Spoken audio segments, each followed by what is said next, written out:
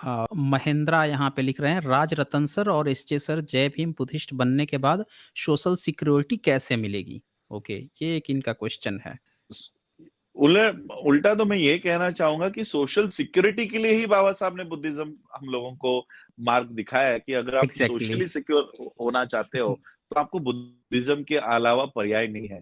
क्योंकि हिंदू धर्म आज भी हम लोग हमारे लोग हिंदू धर्म में ही पड़े हुए हैं, फिर भी इतना अन्याय है, अत्याचार है।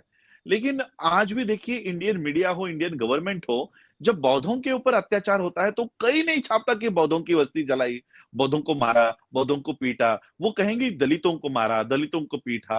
वो डरते हैं कि बुद्धिस्ट को मारा या बुद्धिस्ट को पीटा, ये अगर खबर भी चली तो वर्ल्ड के लोगों तक ये जाएगी। मैं जब इंटरनेशनली। जी। मैं जब यूएससीआईआरएफ में गया, United states commission for international religious freedom, तब मैंने बौद्धों के मुद्दे वहां रखे, तो वो हैरान हो गए। वो कहते हैं इतने साल हमारे पास क्रिश्चियनों के मैटर्स आए, मुसलमानों के आए, बुद्धिस्टों का एक भी मैटर हमारे पास आया नहीं, एक भी कभी हमारे पास कंप्लेंट नहीं आई। आप पहले व्यक्ति है जो इंडिया के बुद्धिस्टों की कंप्लेंट लेकर आए कि बौद्धों के ऊपर ये होता है। मैंने कहा ये सब, यानी हमारी जो आइडेंटिटी है वर्ल्ड में, ये दलित करके रखी हुई है। ये दलित, और दलित ये क्या समझता है कि अनटचेबल, हिंदुओं का अनटचेबल भाग है, हिंदुओं का डाउन ट्रोडन भाग है, तो ये दलित है। लेकिन दलित से बाबा साहब ने हमको कंक्लूड किसमें किया है? बुद्धिस्ट में। तो ये सिस्टम हमको बुद्धिस्ट नहीं बताती, इसलिए हमको वर्ल्ड के सामने खुद को बुद्धिस्ट प्रेजेंट करना होगा ताकि हम इंडिया में सोशली सिक्योर रह सके। क्योंकि जब जी। तक हमारी आवाज भारत के बाहर से नहीं उठेगी, यहां पर तो राष्ट्रपति तक के लोगों को धक्के मारकर निकाला जाता है। तो आप कौन सी सिक्योरिटी इंडिया में चाहते हो, ये आपको फ्री मिलने वाली है?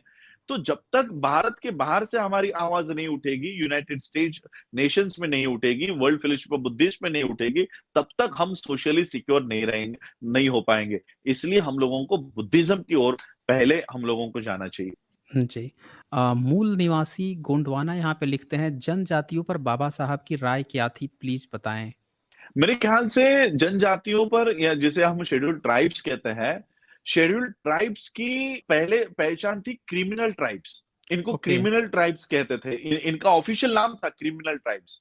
बाबा साहब ओके। ने कहा ये क्रिमिनल ट्राइब्स नहीं है, और बाबा साहब ने इसका नाम बदलकर इसको शेड्यूल्ड ट्राइब कर दिया और इनको शेड्यूल में लाया। शेड्यूल का यानी लिस्ट, ये ट्राइब्स की ये लिस्ट है, और ये जातियां ट्राइब्स में आती है, और ये वंचित है, और इन लोगों को अधिकार मिलने चाहिए। इसके लिए बाबा साहब ने शेड्यूल ट्राइब्स के लिए मांग रखी, वरना इनको तो, यानी कहीं पर भी चोरी हो जाती, कहीं पर भी खून हो जाता है, तो इनको पकड़ा जाता, क्योंकि ये क्रिमिनल ट्राइब्स के लोग थे। यानी जो लिस्ट, जो क्रिमिनल लोगों की लिस्ट है, इस लिस्ट से बाबा साहब ने इनको बाहर निकाला, और बाबा साहब ने इनको शेड्यूल ट्राइब के लिस्ट में डाला कि ये कोई क्रिमिनल ट्राइब्स नहीं है।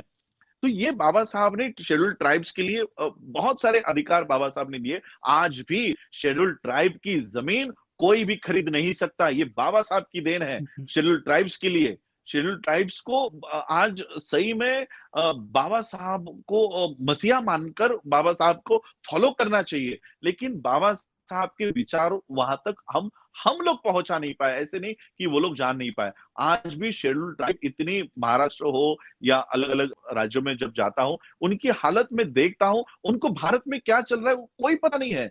कौन प्राइम मिनिस्टर है, कौन प्रेसिडेंट है, पता नहीं। मैं एक गांव में गया, वो वहां पे उन्होंने बताया कि शेड्यूल ट्राइब के लोग दूर दूर से चल चल कर आते हैं कि ट्रेन देखने के लिए कि ट्रेन कैसे होती है। ये 22 की आज ये शेड्यूल ट्राइब की हालत है, वो आज भी मेन स्ट्रीम में नहीं है। और सबसे ज्यादा ब्राह्मणिकल सिस्टम के अगेंस्ट में अगर कोई लड़ा होगा तो ये शेड्यूल ट्राइब के लोग थे। ये चार वर्णों के सामने झुकने के बजाय ये जंगलों में भाग गए, ये पहाड़ियों में भाग गए, लेकिन इस ब्राह्मण को शरण नहीं गए। बाबा साहब एक